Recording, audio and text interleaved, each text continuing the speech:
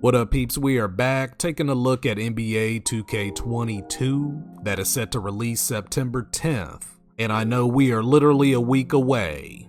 I mean, oh boy, it's literally crunch time right now. We just got the trailer that looks great, the graphics and the presentation, but little has been discussed around the overall gameplay until recently 2K has published their courtside report, and they really hit us off with a lot of information. And I'm also going to refer to an article that pretty much sums up the core of what we can expect in NBA 2K22 from a gameplay perspective. Let's go ahead and dive right into the defensive improvements. And 2K was pretty open about the defense being a major focus. They want to create the tools for gamers like you and I to make an impact defensively on the court.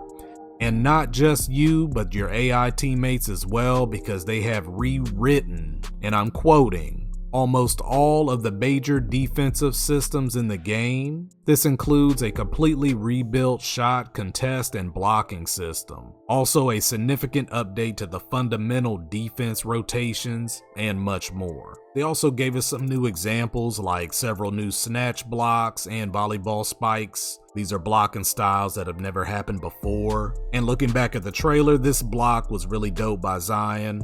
I think they nailed that animation. It was just mad explosive. Looking forward to see more block variation. I mean, it's gonna be crazy. And I'm hoping, with all of these gameplay improvements, I'm hoping we get to see some of these in action. I mean, given we're just a week away, so let's cross our fingers. They are also treading new ground when it comes to defensive rotations, which sounds very crazy and I'm sure complicated to program.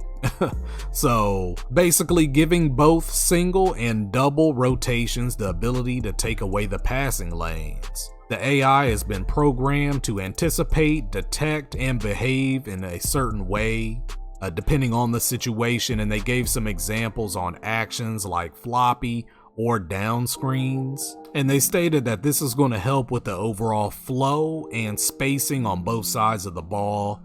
So basically just making things more fluid. So things like AI defenders taking that proper route around screens, and as they stated, to put themselves in better positions to navigate and avoid that screen contact. So that's going to be really good stuff that they implement just to reach that smooth transition. Less clunky and just kind of smoothing out.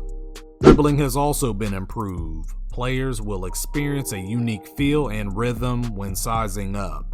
Also, things are going to be moving overall at a faster pace, much tighter control in navigating the court, a ton of new combos, cancels, and move chains as well. The courtside article also gave examples of how the dribble move sets for players like James Harden, the around through the leg moves, Steph Curry's quick machine gun crosses, as well as others. All of these are now under the gamer's direct control rather than the preset movie. So flicking the stick quickly results in quicker dribbles, while slower flicks give you more rhythmic ones. Additionally, they noted that there are around 50 unique signature size up packages to choose from, each with its own distinct advantages.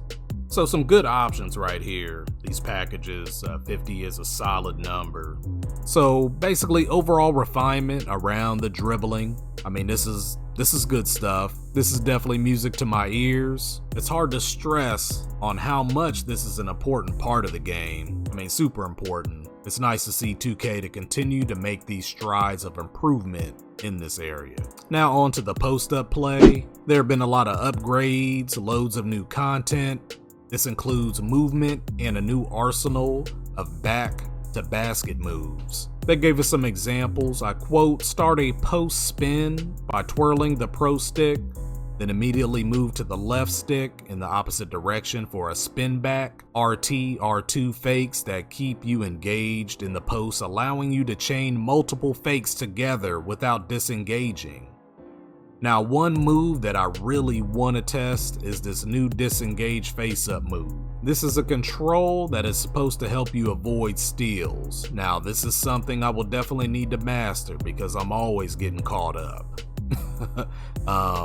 So there's a lot of additional combos for the post play, and I can't wait to test these out. Definitely put these to work. Now shooting, there's a new shot meter that will dynamically expand when players take high quality shots with good shooters, but will shrink when heavily contested.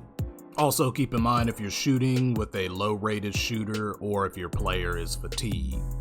So NBA 2K22 puts more emphasis on shot IQ, meaning the teams that work for open looks and take smart shots are going to see much more success than the teams that force up bad shots. And that's the way it should be. I mean, hands down. I mean, this is something we pretty much see year in, year out with 2K around shooting.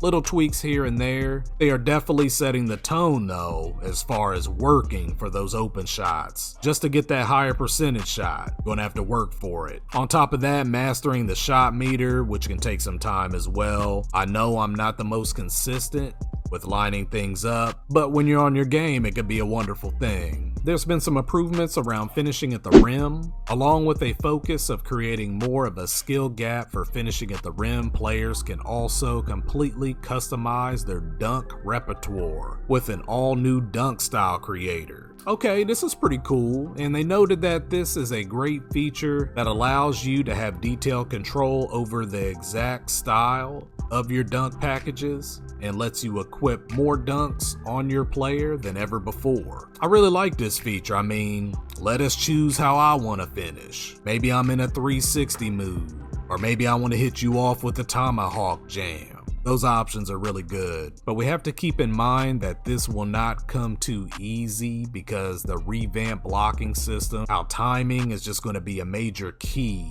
and this is definitely going to separate the good finishers from the bad. They also added a side note saying you can now force a bounce pass alley-oop this year. I mean, that's cool, but probably not very smart. I mean, it's all going to depend on the situation. Let's get into the builds, badges, and the takeover.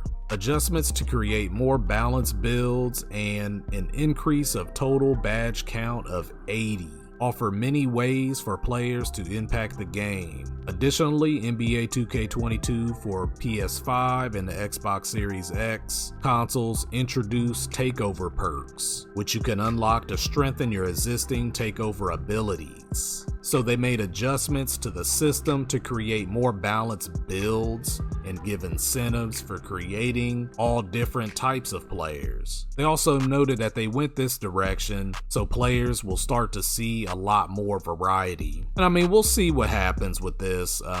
It's good to shake up that meta. You know, maybe I'm sure there's going to be some different and some new meta builds this year. And changing up the meta is always refreshing. I mean, without a doubt. And finally, they've added the ability to create badge loadouts. Yes, this is great.